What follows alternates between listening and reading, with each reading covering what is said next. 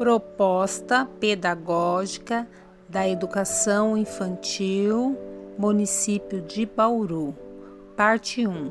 Fundamentos teóricos. Páginas 101 a 106. 3. Periodização do desenvolvimento infantil e ações educativas. Perceber as coisas de um modo diferente significa, ao mesmo tempo, ganhar outras possibilidades de agir em relação a elas. Como em um tabuleiro de xadrez, vejo diferente jogo diferente. Vygotsky, 2001, página 289. Juliana Campreger, Pasqualini, Nádia Mara, Edith. Periodização do desenvolvimento psíquico à luz da psicologia histórico-cultural. Considerando a tríade forma, conteúdo, destinatário como orientadora do trabalho do professor, um dos problemas de maior relevância para a prática pedagógica é a periodização do desenvolvimento, ou seja, o problema dos estágios ou períodos do desenvolvimento infantil. Compreendemos o desenvolvimento psíquico como um processo histórico-cultural, determinado essencialmente pela relação criança-sociedade. A escola de Vygotsky nega a possibilidade de se estabelecer fases ou estágios naturais universais, válidos para todas as crianças, em todo e qualquer contexto e a qualquer tempo. Mas isso significa que não é possível delimitar fases ou estágios de desenvolvimento? Deve a psicologia abandonar o problema de periodização? De forma alguma. Trata-se de assumir o desafio de pensar as fases do desenvolvimento em uma perspectiva histórica e dialética.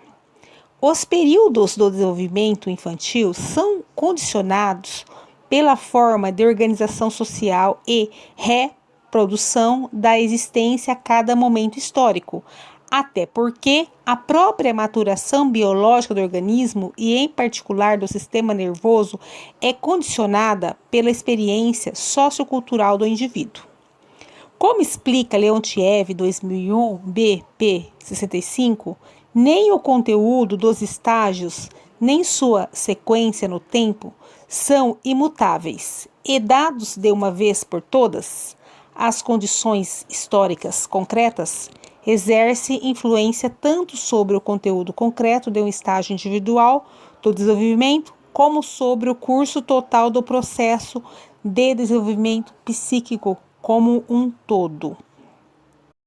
Em diferentes sociedades, culturas e momentos históricos, o desenvolvimento percorrerá caminhos diferentes e será, portanto, composto por fases ou períodos potencialmente diversos. Com isso, fica claro que não é a idade cronológica da criança que determina o período do desenvolvimento psíquico em que ela se encontra. A idade representa um parâmetro relativo e historicamente condicionado.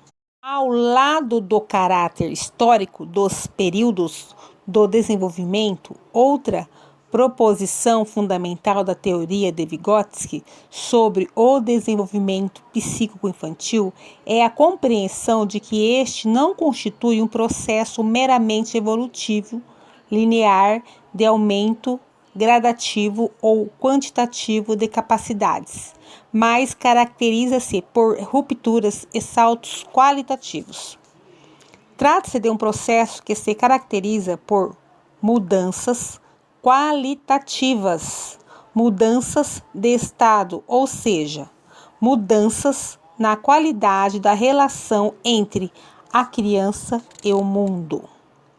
Isso significa dizer que a cada novo período do desenvolvimento psíquico muda a estrutura do psiquismo infantil e, portanto, a lógica de funcionamento psíquico da criança, ou seja, muda a forma pela qual a criança se relaciona com a realidade. Expliquemos melhor. No interior de cada período ou estágio do desenvolvimento, se processam mudanças microscópicas no psiquismo da criança, ou seja, mudanças graduais e lentas, evolução, que vão se acumulando até que produzem um salto qualitativo, uma ruptura, uma mudança qualitativa, revolução na relação da criança com o mundo. Isso caracteriza a transição a um novo período do desenvolvimento. Podemos então compreender o conceito de desenvolvimento como transformação qualitativa na forma pela qual o indivíduo se relaciona com a realidade. Vygotsky argumenta que essa transformação resulta da combinação entre processos evolutivos e revolucionários. Mas, como se dá a transição de um período do desenvolvimento para o outro? Diversos conceitos da teoria são necessários para elucidar o complexo movimento que conduz aos novos períodos do desenvolvimento, como destaque aos conceitos de situação social, de desenvolvimento, atividade dominante, neoformação e crise. Em cada período do desenvolvimento psíquico, o ser humano se relaciona com a realidade de uma determinada maneira. Vygotsky sintetizou essa ideia no conceito de situação social de desenvolvimento, que se refere justamente à relação que se estabelece entre a criança e o meio que a rodeia, que é peculiar, específica, única e irrepetível em cada idade ou período do desenvolvimento. O autor postula que para estudar a dinâmica de uma idade é preciso primeiramente explicar a situação social de desenvolvimento, ou seja, elucidar a particularidade da relação entre a criança e o mundo a cada novo período. A categoria fundamental para compreendermos essa relação que se estabelece entre a criança e o mundo e suas transformações ao longo da vida é o conceito de atividade. A relação entre o sujeito e o mundo, a relação sujeito-objeto, é mediada pelas ações humanas. A atividade é, então, o elo que liga o sujeito ao mundo. Na psicologia histórico-cultural, podemos dizer que a atividade constitui a categoria nuclear para a explicação do psiquismo, como já abordado no capítulo 2. A atividade deve ser entendida não em sua acepção de senso comum, mas como conceito científico, definida como uma unidade de vida do homem, que abarca em sua estrutura integral as correspondentes necessidades, motivos, finalidades, tarefas, ações e operações. Davidov, 1988, página 59. Os autores soviéticos tomaram a atividade da criança como eixo para construir a teoria histórico-dialética da periodização do desenvolvimento. Mas, ao analisarem as diversas atividades infantis, perceberam que elas não se encontram em um mesmo plano de hierarquia, ou seja, determinadas atividades têm papel mais decisivo do que outras a cada momento do desenvolvimento humano. A categoria fundamental para compreender o psiquismo infantil em desenvolvimento é assim, o conceito de atividade principal dominante ou atividade guia. A atividade dominante é aquela responsável pela formação e reorganização dos processos psíquicos centrais de um dado período do desenvolvimento. Isso significa que em cada período do desenvolvimento, uma atividade diferente guia o desenvolvimento psíquico. A atividade guia ou dominante não apenas forma e reorganiza processos psíquicos, mas gera novos tipos de atividade. Dela dependem as principais mudanças psicológicas que caracterizam o período. Leontiev, 2001b. A partir da atividade dominante, surgem em cada período novas possibilidades de atividade para a criança. É justamente a mudança de atividade dominante ou atividade guia que marca a transição a um novo período do desenvolvimento. Como veremos, a atividade dominante do período pré-escolar da vida da criança é o jogo de papéis, ao passo que a atividade de estudo passa a guiar os avanços do psiquismo na idade escolar. Do interior de cada atividade dominante, vão surgindo e se diferenciando novos tipos de atividade. A partir do jogo, por exemplo, que é a atividade dominante na idade pré-escolar, surgem as chamadas atividades produtivas. Interessante observar assim a relação genética de gênese-origem entre as diversas atividades da criança que começam a se formar em um dado período do desenvolvimento e a atividade dominante desse período.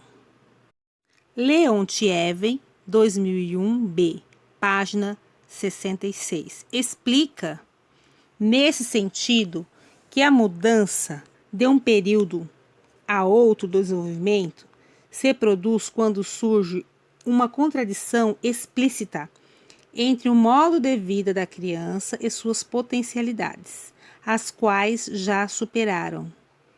Esse modo de vida, de acordo com isso, sua atividade é reorganizada e ela passa assim a um novo estágio no desenvolvimento de uma vida psíquica. Essa contradição entre o modo de vida da criança e suas potencialidades que a impulsiona em direção ao novo período do desenvolvimento é produzida pelos avanços do desenvolvimento da capacidade de ação no mundo da criança e, ao mesmo tempo, pelas mediações sociais e culturais progressivamente mais complexas apresentadas à criança.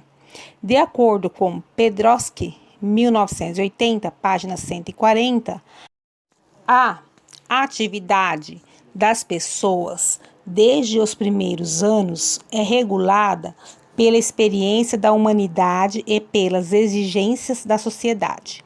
Os adultos gradativamente vão complexificando a atividade da criança e, com isso, capacidades motoras, perceptuais, atencionais, linguísticas, etc.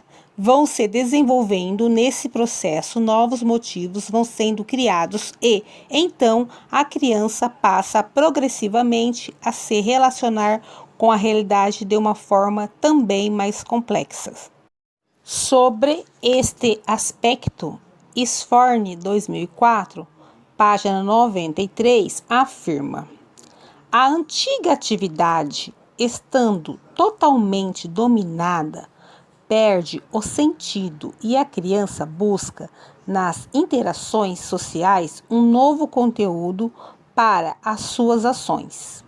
Basta observar, por exemplo, a mudança de atitude da maioria das crianças nas refeições. O aviãozinho que a divertia enquanto levava o alimento até sua boca perde o encanto conforme ela vai percebendo a forma como se alimentam os adultos e outras crianças maiores.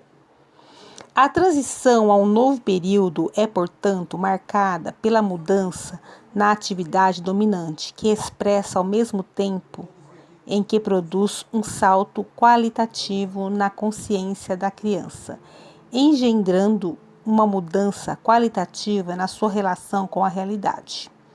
Por esta razão, o que representa uma enorme riqueza para o bebê quase deixa de interessar a criança na primeira infância. Vygotsky, 2003, página 23. E assim por diante. Resgatando, assim, o princípio da combinação ou unidade entre processos evolutivos e revolucionários, temos que no interior de cada período do desenvolvimento vão se acumulando mudanças graduais, representadas pela formação de novas ações e operações. Evolução, que criam condições para a mudança da atividade guia, o que possibilitará o desenvolvimento de novos motivos e a formação de novas capacidades e funções psíquicas na criança, próprios do novo período de desenvolvimento, produzindo uma reestruturação do psiquismo, revolução. A ideia de reestruturação do psiquismo é bastante importante no contexto da teoria histórico-cultural da periodização, pois evidencia que as transformações que observamos na conduta da criança de um período a outro não podem ser explicadas por mudanças em aspectos isolados do psiquismo.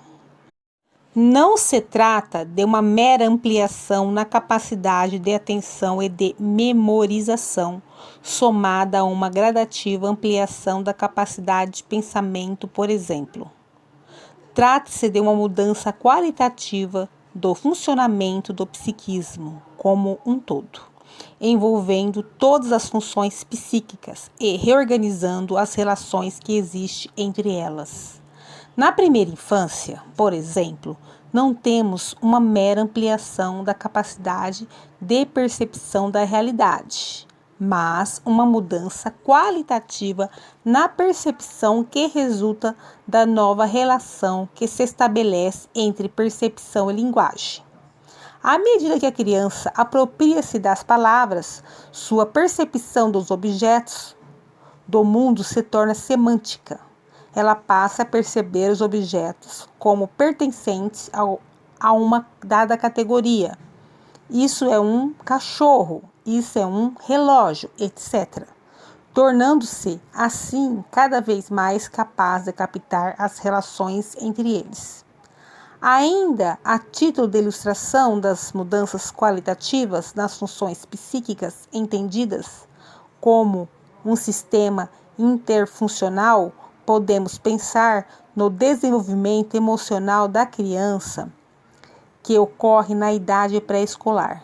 As emoções passam a ocupar um lugar distinto na conduta da criança, deixando de ser meros efeitos ou consequências das ações realizadas por ela ou por outras pessoas, e passando a ser um instrumento de antecipação das consequências da ação. Agora, a criança se torna cada vez mais capaz de antever as consequências emocionais da ação antes de agir, o que influencia de forma decisiva sua conduta. Isso se torna possível na medida em que se produz, nesse período do desenvolvimento, uma integração entre processos emocionais e cognitivos que ainda não existia na primeira infância, que representa uma reorganização das relações internas entre pensamento e emoções. As mudanças qualitativas que marcam o desenvolvimento do psiquismo se expressam nas chamadas neoformações, que são formações psíquicas novas, não anteriormente existentes e que se produzem pela primeira vez no novo período de desenvolvimento. A reestruturação do psiquismo no novo período representa uma superação do período anterior.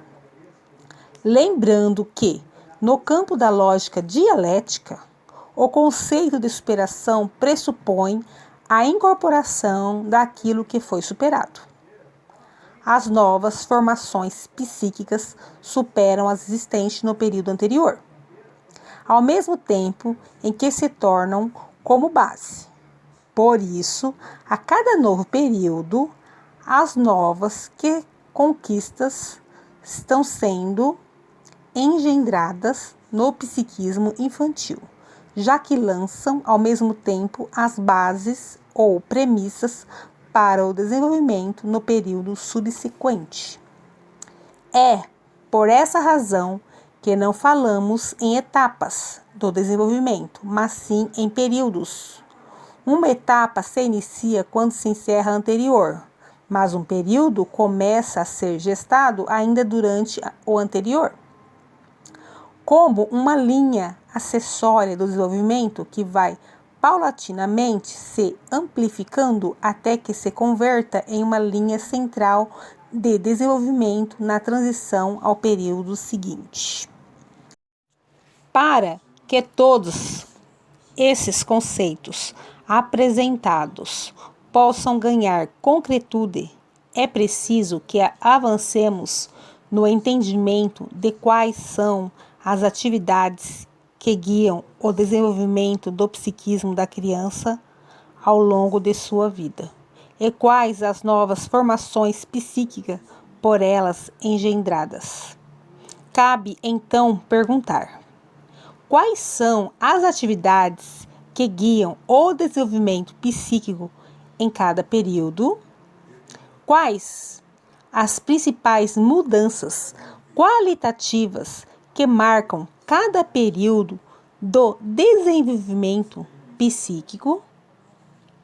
Antes de seguir nessa direção, cabe reafirmar que a psicologia histórico-cultural e a pedagogia histórico-crítica nos mostram que o motor do desenvolvimento psíquico não está dentro da criança, mas sim fora dela.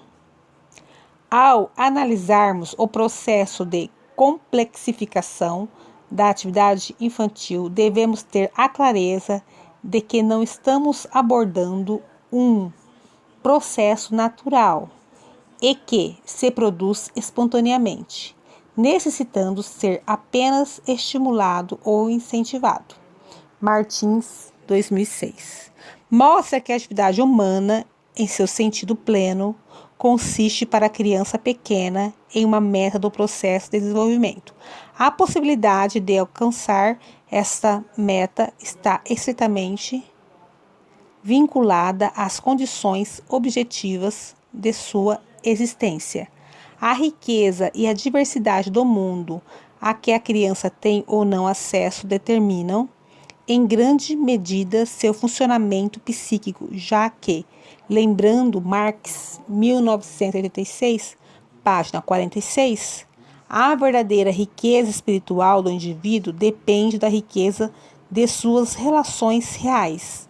Nesta direção, de acordo com Marx, 2006, página 30. É apenas pela análise do conteúdo da atividade da criança que podemos compreender a formação de seu psiquismo e de sua personalidade e, acima de tudo, o papel da educação em seu desenvolvimento. A qualidade da construção dessa atividade é uma consequência social, não decorre de propriedades naturais biologicamente dispostas na criança, nem da convivência social espontânea.